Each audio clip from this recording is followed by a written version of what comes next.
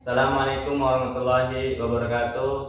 Perkenalkan, kami dari kelompok 4 RBL dari TPB 4 akan membawakan judul tentang tangki bocor. Oke, sebelumnya saya izinkan untuk teman saya memperkenalkan diri. Perkenalkan, nama saya Bintang Ramadan, NIM 120290075 dari TPB 4, Prodi Sains Atmosfer dan Keplanetan.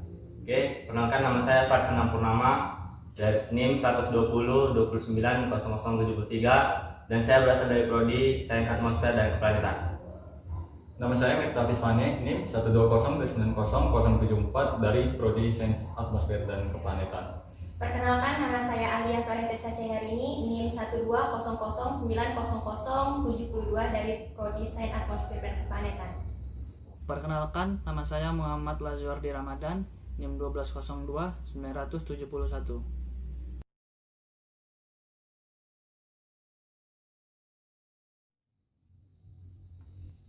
Adapun alat dan bahan yang kami gunakan, yang pertama adalah botol. Botol adalah sebagai tempat penampungan air tersebut. Yang kedua adalah paku untuk melubangi botol, dan yang ketiga adalah isolatif untuk menutup lubang yang telah dilubangi oleh paku tersebut. Yang keempat adalah meteran. Meteran berfungsi untuk mengukur jarak pancaran air. Yang kelima adalah penggaris. Penggaris sama gunanya dengan meteran untuk mengukur jarak pancaran air tersebut. Dan yang terakhir adalah air. Tanpa adanya air, kita tidak dapat melihat hukum Bernoulli tersebut. Oke, kita akan langsung mempraktekkan saja bagaimana cara kerja dari tangki bocor ya teman-teman. Oke, pertama untuk perlu diketahui bahwa kita akan membuat lubangnya di ketinggian 10 cm dan 20 cm. Oke, kita buat lubangnya dulu yang 10 cm aja teman-teman. Yang 10 cm dulu ya.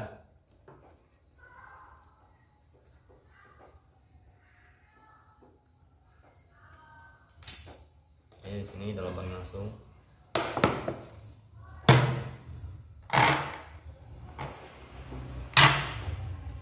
Oke, sudah berlubang. Kemudian kita kasih selotip biar ketika diisi air nggak langsung tumpah. Oke, di sini sudah kita pasang selotip. Kemudian kita akan mengisi airnya penuh sampai atas teman-teman. Ini sekitar 30 cm. Oke, saja supaya debitnya lebih kenceng.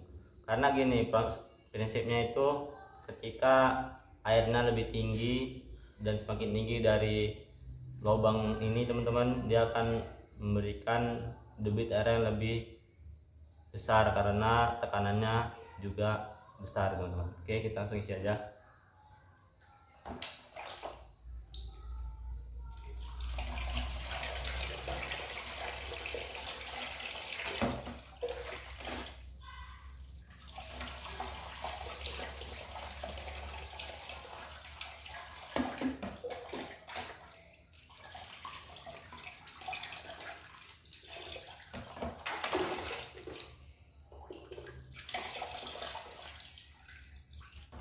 Ini sudah saya isi pada ketinggian 30 cm. Oke teman-teman, kita akan melihat jarak pancaran yang diperoleh ketika tekanannya itu pada 30 cm dari atas tanah.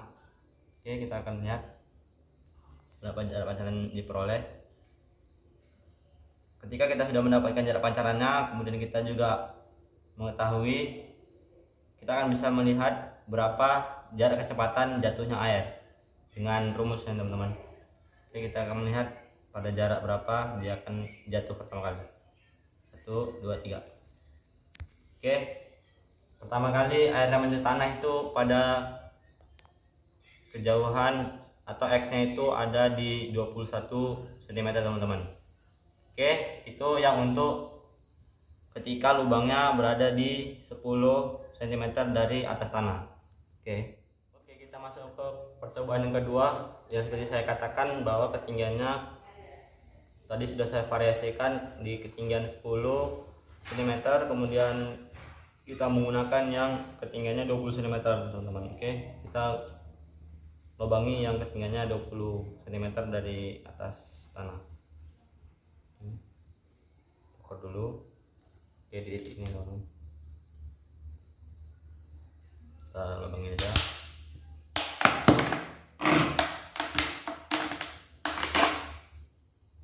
Dan sebenarnya tujuan kita untuk membuat dua lubang ini supaya untuk bisa membandingkan nanti di pembahasan bagaimana debit air yang diperoleh ketika ketinggiannya itu berbeda teman-teman. Kan kalau di sini lubang 10 berarti ketinggiannya di atasnya itu masih ada 20 cm lagi teman-teman. Jadi kalau yang ketika 20 cm ini ketinggian di atasnya itu hanya sekitar 10 cm.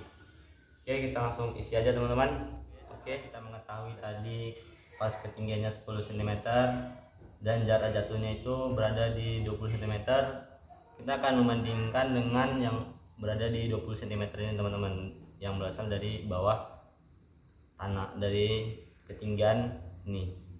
Oke, kita akan membukanya dan kita akan melihat berapa jarak yang dihasilkan dari lubang ini. Oke, kita akan bukanya. Kita akan melihat pada jarak pertama berapa dia jatuh. Mulai. Oke teman-teman, jaraknya berada di 22 cm untuk jarak pertama kali jatuhnya. Oke.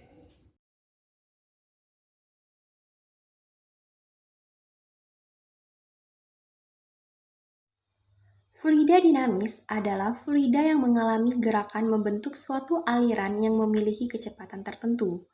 Kecepatan itu dinamakan debit. Debit didefinisikan sebagai volume fluida yang mengalir tiap detik, atau dirumuskan dengan Q sama dengan V per T, dengan Q adalah debit, V volume, dan T adalah waktu. Menurut Bernoulli, jumlah tekanan, energi kinetik per satuan volume dan energi potensial per satuan volume memiliki nilai yang sama di setiap titik sepanjang aliran fluida konstan, atau dapat dirumuskan dengan P ditambah rho dikali G dikali H ditambah setengah dikali rho dikali G dikali V kuadrat sama dengan konstan, dengan P sama dengan tekanan, rho massa jenis fluida, H kedalaman, dan V volume. Prinsip kerja alat. Ada beberapa peristiwa atau peralatan dalam kehidupan sehari-hari yang menerapkan peristiwa hukum Bernoulli. Salah satunya yaitu tangki air yang bocor. Persamaan Bernoulli dapat digunakan untuk menentukan kecepatan zat cair yang keluar dari lubang pada dinding tabung atau tangki, dengan menganggap diameter tabung lebih besar dibandingkan diameter lubangnya. Maka permukaan zat cair pada tabung turun perlahan-lahan.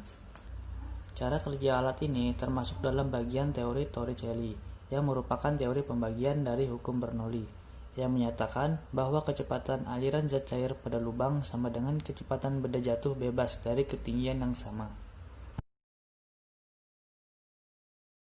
Yang pertama, solusi. Alat yang digunakan pada percobaan hanya sebuah contoh dari penerapan hukum Bernoulli tangki bocor. Percobaan tersebut bukan untuk menciptakan suatu alat, tapi hanya menjelaskan penerapannya menggunakan alat sederhana agar lebih mudah untuk dipahami. Kalian dapat melihat contoh penerapan dari alat sederhana ini pada kehidupan nyata jika terjadi kebocoran pada tangki air. Yang kedua, kelebihan dalam percobaan, yaitu ekonomis dan dapat memahami prinsip hukum Bernoulli dengan alat sederhana. Yang ketiga, kelemahan dalam percobaan, yaitu alat terlalu sederhana dan desain kurang menarik.